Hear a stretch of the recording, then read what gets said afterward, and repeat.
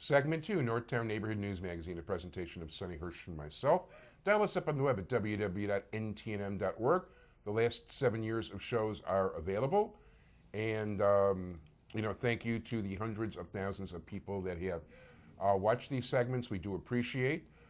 We should let you know that in Chicago now, we are on, well, first of all, we're on the air on CAN-TV 19, Thursday 7:30, Friday at 2:30. But also we're on the same times on ATTUverse. You've got to go to channel 99. Evanston, we have new times. It's Sundays at 5 o'clock and Thursdays at 10:30, both p.m. on channel 6. And we're on Mondays at 6 p.m. in 35 north and northwest suburbs, going all the way from Schaumburg up to the Lake Cook line. Community policing, caps24.org. I want to welcome our new commander, Thomas Waldera. If you'd like to go to caps24.org to find the meetings, there's a place there, crime24 at caps24.org, where you can report a crime, but actually you ought to pick up the phone. And if you want to send a graffiti picture and it goes directly to the police, it's graffiti at caps24.org. Take a picture, find out if it's gang, find out if it's tagging. More so, help the police, let the police know if there's crime or gangs moving into the area, because if they find out they're starting, they can stop them before they start. It's a lot harder once they establish themselves. It is a pleasure now to present somebody I originally met as someone who was with my favorite PR firm, Granger Terry, and I'm going to let him introduce himself with the new title, because frankly, I don't know the name of his new firm, but he's going out for business on his own. And anyway, it's a pleasure to introduce you to Sean Tanner. And you could. Thank you, sir. My pleasure. So, tell me, what's the name of your new venture? Well, the name of the firm is KNI Communications, and we are located above the historic Green Mill Jazz Club on Lawrence and Broadway, in the heart of Uptown and the 46th Ward. Now, that building has an interesting history. I think everybody knows about Al Capone frequenting the Green Mill, and there's a booth you can go to that he would sit at, so when the feds came in, he could run underneath the bar and into the tunnels throughout Uptown. But my very office was actually used by John Dillinger's surgeon. John Dillinger was the most notorious, most wanted bank robber of the 20s and 30s. Was actually the FBI's very first public enemy #1. And in a lifetime of poor decisions, I think his poorest decision was to hire a surgeon to burn off his fingerprints and reconfigure his face before the golden era of plastic surgery in order to avoid being captured. And that surgeon was in my office. Very cool. Now, don't admire John Dillinger for many things, but he was such a Cubs fan that even though he had hired a surgeon to burn off his fingerprints and change his face to avoid being recognized, he still went to the Cubs games all the time. Interesting. As a matter of fact, there's an old story about Bill Veeck, where Bill Veeck actually dealt with Al Capone because during Prohibition, because his father actually was an executive with the Cubs before Bill Veeck got the White Sox. No kidding. And his dad was passing away. He was terminally ill, and Veeck wanted to get some alcohol for him, and Capone himself was a Cub fan. So anyway, he got it through Capone, and it was an interesting story he told. And by the way, it didn't help John Dillinger that much because he was gunned down at the Biograph, which used to be one of my favorite theaters. So rich history we have here in the North Side. Rich history. Definitely, and and now we just have a different breed of crooks running government. Albeit not indicted yet, but the way the state runs, they will be someday. A lot of them, but hopefully not to us. Now, tell us a little bit, KNI, does it stand for anything? Yes. When I was in grade school, I was, for whatever reason, I was very interested in maps and atlases and globes. And I was at a bookstore in my hometown, Naperville, Anderson Bookstore it was called. And I saw a map, and on the top of the map was the island of Greenland. And so I looked at this map, and I asked my dad, does anybody live here? This island, it's the size of the United States, but it's all covered in white. Could anybody possibly live there? He said, well, I don't know, son, maybe you should read a book, find out for yourself. Yeah. So I got a book on Greenland, and I was just fascinated by the fact that you can fit the entire population of Greenland, and people do live there, entire population, about 55,000, into Soldier Field. Wow. Yeah, the entire island fit into Soldier Field during And a Bears that's a game. huge piece of land. It's about a third the size of the United States. And the native peoples of Greenland, their name for Greenland starts with a K and an N, and it's so complicated I'm not even going to pronounce it. But you add the K and the N and the I for incorporated, KNI. Cool. Very cool. So, you already have, now you worked at, you wanted to talk politics this time. Yes, that would be preferable, yes. Okay, so start. You've got a rich history. You can start wherever you like. I do what I can. Let's see. I grew up in Naperville. Went to Naperville Central High School. Okay. Not a hotbed of democratic or progressive activism at the time. Although we're doing better. My favorite teacher, my 7th grade teacher, Diane McGuire. She's now the chair of the Naperville Democrats and doing a much better job. And then I went off to college at Georgetown in Washington, D.C., and I originally wanted to be in the Foreign Service or work on international issues. But when I got there in '95, it was right after the Republicans had taken over Congress. Gingrich and Clinton are fighting back and forth. And the college Democrats there, they got me an internship at the White House with Monica Lewinsky.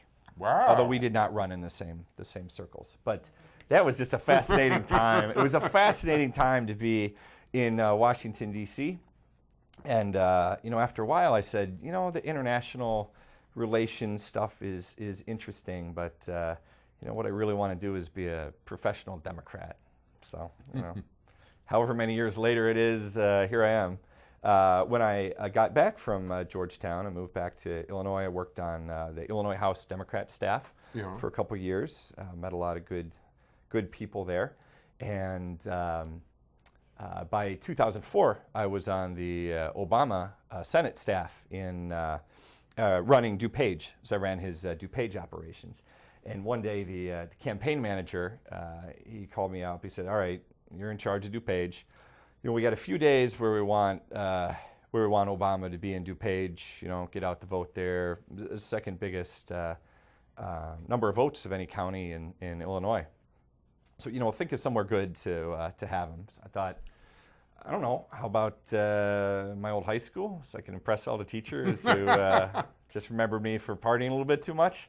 So I set up an assembly at my high school, Naperville Central, and then at Naperville North, my brother's high school. Okay. And he got up there, and this is when I knew he was going places, because he said, Naperville North and Naperville Central are great rivals in basketball and football. So when he goes to Central, and he's up there on the stage, he says, "It's great to be here at Naperville Central. It would be nicer if you guys had beaten North last night, though." And then when we go to North, he says, "It's great to be here at Naperville North, especially after you guys beat Central last night."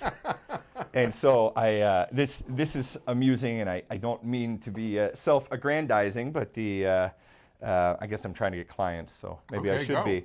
The Naperville Sun, which is my hometown paper, they did a cover story about me and the president, or senator at the time, and it's called Mover and Shaker, and we're outside of my high school. But you'll notice I'm looking up intently at him, with great reverence, and he is talking on his cell phone, looking in the other direction. So that kind of shows you the power dynamic that particular day. But then he also, we have a great photo of him and my mom in the parking lot of the high school. And what I remember was that even though there were all these VIPs, the elected officials, the administration of the school, what have you, he took a picture with my mom, and then he went back to talking to the elected officials. But then somehow he noticed that he thought it wasn't the best picture, like it was rushed.